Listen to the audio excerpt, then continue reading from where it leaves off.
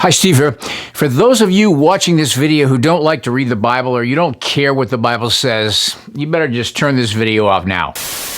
Because I'm going to show you in the Bible where it tells us what's coming next.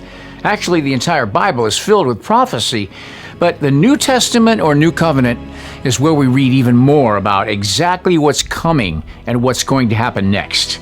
Here are 3 translations that give you a very clear picture of what Jesus said about the days we're living in. He said, "We'll keep hearing about wars and rumors of wars, but don't be frightened about it because these things are going to take place, but the end of the age is not yet."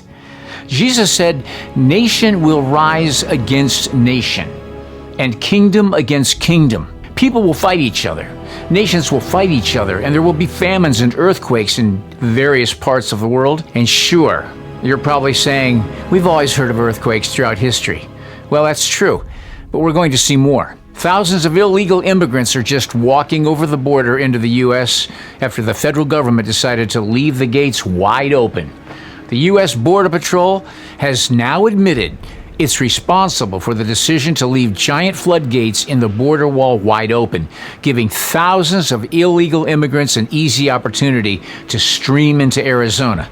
Border Patrol agents were told by their superiors to weld the 114 gates open to stop anyone from closing them, which the agents had been doing to stop people from being able to cross the border.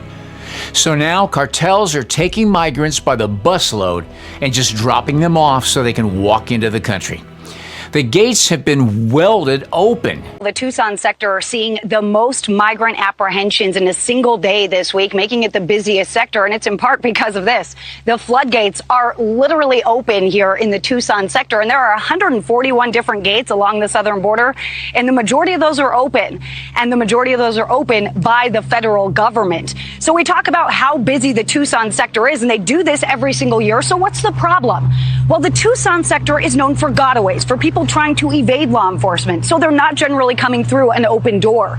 Well, now they are, and they're doing it by the hundreds. Just this morning, within a matter of hours, Border Patrol telling us it's non-stop. 250 migrants in just 2.5 hours here in this sector. Again, a sector, Kelly, that doesn't deal with people coming over and self-surrendering to Border Patrol agents, but that is what's happening. 1,600 in a single day here. If you don't see the problem with over 500,000 people crossing our border every year or more, then you don't understand how this is going to help fulfill what Jesus said about these last times.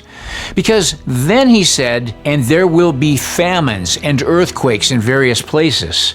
All these people leaving South America, Central America, and all these different countries and cities that they're coming from, who's going to do all the farming and who's going to do all the reaping of all the farm produce if these young people are all gone?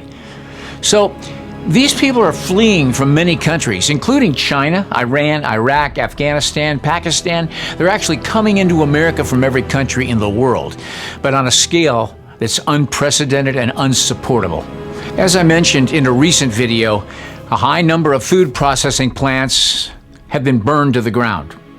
The number of chickens and cattle that have been destroyed intentionally will continue to cause an unprecedented and rising need, which will continue leading to a lack of food. And as that crisis grows, the natural result is famine. And just when you thought this sounded bad, Jesus said, "But all these things are merely the beginning of the intolerable anguish and the time of unprecedented trouble." And I believe in Revelation chapter 6's second seal is opened, and we read this: "The rider on the red horse is given the power to take peace away from the earth and make people slaughter each other. He was given a great sword." This refers to what Jesus meant when he said, "For peoples will fight each other, nation against nation, kingdom against kingdom, and there will be famines and earthquakes in various parts of the world." Then, Christian, that's when they'll hand you over to endure tribulation and will put you to death, and you'll be hated by all nations because of my name, Jesus said. So I can just hear a lot of people saying, well, I'll just go along to get along in this world and they'll leave me alone. No, they won't. But when you die, you won't have eternity in heaven with Christ.